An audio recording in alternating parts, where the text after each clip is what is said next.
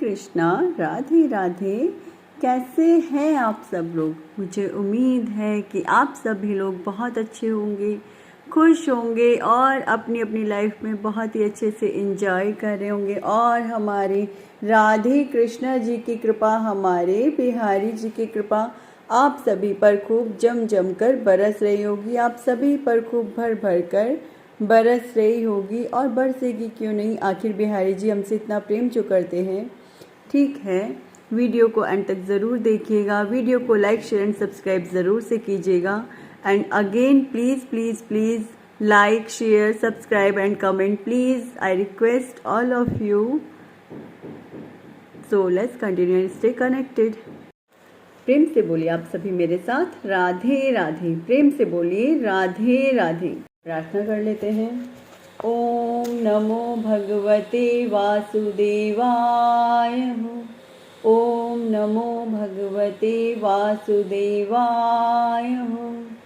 कृष्णं नारायणं वन्दे, कृष्णं वन्दे व्रजप्रियं, कृष्णं द्वैपायनं वन्दे, कृष्णं वन्दे प्रथासुतं।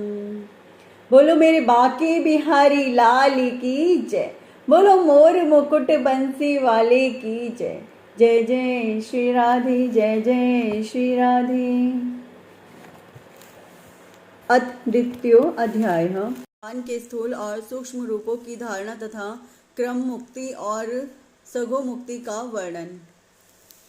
श्री सुखदेव जी कहते हैं, सृष्टि के प्रारंभ में ब्रह्मा जी ने इसी धारणा के द्वारा प्रसन्न हुए भगवान से वह सृष्टि विषयक स्मृति प्राप्त की थी जो पहले प्रलय काल में विलुप्त हो गई थी।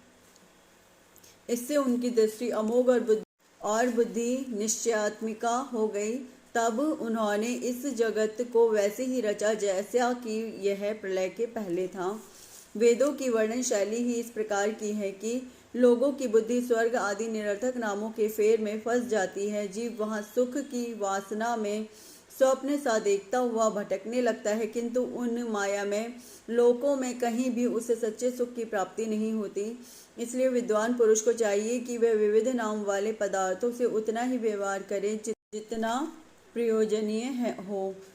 अपनी बुद्धि को उनकी निस्सारता के निश्चय से परिपूर्ण रखे और एक क्षण के लिए भी असावधान न हो। यदि संसार के पदार्थ प्रारब्धवश बिना परिश्रम के यूं ही मिल जाएं, तब उनके उपार्जन का परिश्रम व्यर्थ समझकर उनके लिए कोई प्रयत्न न करें।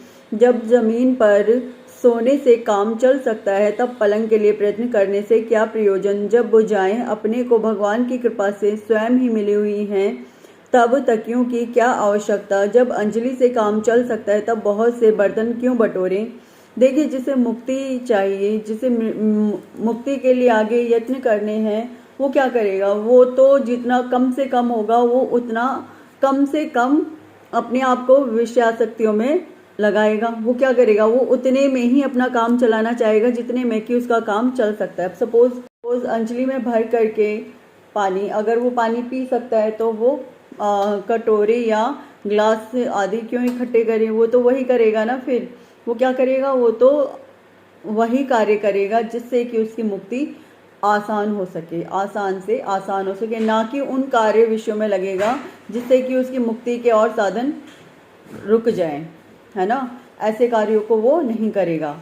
बस यही यहाँ पे समझाया जा रहा है, आप प्लीज ध्यान से सुनिएगा। वृक्ष की छाल पहनकर या वस्त्रहीन रहकर भी यदि जीवन धारण किया जा सकता है, ये एक वैरागी के लिए है जो मुक्ति प्राप्त करना चाहता है। ये उसी के लिए बात यहाँ पर कही जा रही है, ठीक है। ये हाँ जी, ये सांसारिक लोगों के लिए या गृहस्थ लोगों के लिए ये बात नहीं कही जा रही है। जो वैरागी लोग हो जाते हैं, जो संत बन जाते हैं पूरे तरीके से, ये बात सिर्फ उनके लिए कही जा रही है कि जो लोग, फिर से बताती हूँ, जो लोग वृक्ष की छाल पहनकर या वस्त्रहीन रहकर भी यदि जीवन धारण किया जा सकता है, तो वस्त्रों की क्या आवश्यकता। पहनने को क्या रास्तों में चिथड़े नहीं हैं। भूख लगने पर दूसरों के लिए ही शरीर धारण करने वाले वृक्ष क्या फल फूल की भिक्षा नहीं देते। जल चाहने वालों के लिए नदियाँ क्या बिल्कुल सूख गई हैं। रहने के लिए क्या पहाड़ों की गुफाएं बंद कर दी गई हैं। अरे भाई, सब ना सही, क्या भगवान भी अपने शरणागतों की रक्षा नहीं करते। ऐसी स्थिति में बुद्धिमान लोग भी धन के नशे में चोर घमंडी धनियों की चापलूसी क्यों करते हैं। इस प्रकार विरक्त हो जाने पर अपने हृदय में नित्य विराजमान स्वतः सिद्ध आत्मस्वरूप परम प्रियतम परम सत्य जो अनंत भगवान है, बड़े प्रेम और आनंद से दृढ़ निश्चय करके उन्हीं का भजन करें, क्योंकि उनके भजन से जन्म मृत्यु के चक्कर में डालने वाले अज्ञान का नाश हो जाता है। पशुओं की बात तो अलग है, परंतु मनुष्यों में भला ऐसा कौन है जो लोगों को इस संसार रूप वैतरणी नदी में गिरकर अपने कर्मजन्य दुखों को भोगते हुए देखकर भी भगवान का मंगलमय चिंतन नहीं करेगा। इन असत विषयों भोगों में ही अपने चित्त को भटकने देगा। कोई कोई साधक अपने शरीर के भीतर हृदयाकाश में विराजमान भगवान के प्रादेश मात्र स्वरूप की धारणा करते हैं। वे ऐसा ध्यान करते हैं कि भगवान की चार भुजाओं में शंख चक्र गदा और पद्य हैं। उनके मुख पर प्रसन्नता झलक रही है। कमल के समान विशाल और कोमल नेत्र हैं। कदम्ब के पुष्प की केसर के समान पीला वस्त्र धारण किए हुए हैं। भुजाओं में श्रेष्ठ रत्नों से जड़े हुए सोने के बाजूबंद शोभायमान हैं। सिर पर बड़ा ही सुंदर मुकुट और कानों में कुंडल हैं, जिनमें जड़े हुए बहुमूल्य रत्न जगमगा रहे हैं। उनके चरण कमल योगेश्वरों के खिले हुए हृदय कमल की कर्णिका पर विराजित हैं। उनके हृदय में श्रीवत्स का चिन्ह एक सुनहरी रेखा है। गले में कौस्तुभ मणि लटक रही है। वक्ष स्थल कभी न कुमलाने वाली वनमाला से घिरा हुआ है। वे कमर में करधनी, उंगलियों में बहुमूल्य अंगूठी, चरणों में नुपुर और हाथों में कंगन आदि आभूषण धारण किए हुए हैं। उनके बालों की लटें बहुत चिकनी, निर्मल, घुंघराली और नीली हैं। उनका मुख कमल मंद मंद मुस्कान से खिल रहा है। लीलापूर्ण उन्मुक्त हास्य और चितवन से शोभायमान भौहों के द्वारा वे भक्तजनों पर अनंत अनुग्रह की वर्षा कर रहे हैं। जब तक मन इस धारणा के द्वारा स्थिर न हो जाए, तब तक बार बार इन चिंतन स्वरूप भगवान को देखते रहने की चेष्टा करनी चाहिए। यदि किसी को क्या करना है, पूरी तरीके से भगवत प्राप्ति करनी है, तो उसे ध्यान साधना करनी पड़ेगी। और ध्यान साधना के लिए क्या करना है, भगवान के एक एक शरीर के, जो भगवान का एक एक मतलब ही उनके चरण किस प्रकार से हैं, उनके नुपुर किस प्रकार से हैं और उन्होंने कितने सुंदर जो वस्त्र धारण किए हुए, मतलब उनके एक एक अंग प्रत्यंग का चिंतन करना, ध्यान करके साधना करके इस प्रकार से ध्यान साधना करना।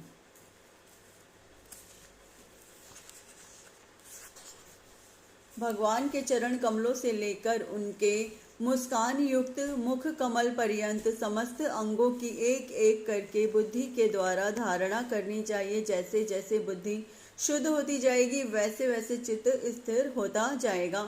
जब एक अंग का ध्यान ठीक ठाक होने लगे, तब उसे छोड़कर दूसरे अंग का ध्यान करना चाहिए। ये विश्वेश्वर भगवान दृश्य नहीं, दृष्टा हैं, सगुण निर्गुण सब कुछ इन्हीं का स्वरूप है। जब तक इनमें अनन्य प्रेम में भक्ति योग न हो जाए, तब तक साधक को नित्य नैमित्तिक कर्मों के बाद एकाग्रता से भगवान के उपयुक्त स्थूल रूप का ही चिंतन करना चाहिए।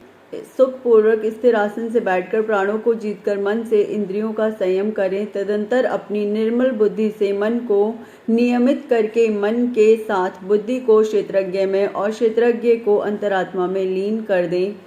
फिर अंतरात्मा को परमात्मा में लीन करके धीर पुरुष उस परम शांतिमय अवस्था में स्थित हो जाए। फिर उसके लिए कोई कर्तव्य शेष नहीं रहता। इस अवस्था में सतत्व गुण भी नहीं है। फिर रजोगुण और तमोगुण की तो बात ही क्या है, मतलब सतोगुण भी समाप्त हो जाएगा और रजोगुण और तमोगुण तो रहेंगे ही नहीं, साथ ही साथ सतोगुण भी समाप्त हो जाएगा। हाँ जी, यदि पूर्ण रूप से मुक्ति चाहिए होती है तो रजोगुण तमोगुण ये तो छोड़ने ही होते हैं, साथ ही साथ सतोगुण भी खत्म करना पड़ता है। सतोगुण खत्म करने के लिए पूर्ण रूप से वैराग्य लेना होता है। ठीक है, आगे बढ़ते हैं। अहंकार, महतत्व और प्रकृति का भी वहाँ अस्तित्व नहीं है। उस स्थिति में जब देवताओं के नियामक काल की भी दाल नहीं गलती, तब देवता और उनके अधीन रहने वाले प्राणी तो रह ही कैसे सकते हैं। योगी लोग यह नहीं इस प्रकार परमात्मा से भिन्न पदार्थों का त्याग करना चाहते हैं और शरीर तथा उसके संबंधी पदार्थों में आत्मबुद्धि का त्याग करके हृदय के द्वारा पद पद पर भगवान के जिस परम पूज्य स्वरूप का आलिंगन करते हुए अनन्य प्रेम से परिपूर्ण रहते हैं वह भगवान विष्णु का परम पद है। इस विषय में समस्त शास्त्रों की सम्मति है। इसी के साथ मैं विराम लेती हूँ और प्रेम से बोलिए आप सभी मेरे साथ राधे राधे। प्रेम से बोलिए राधे राधे।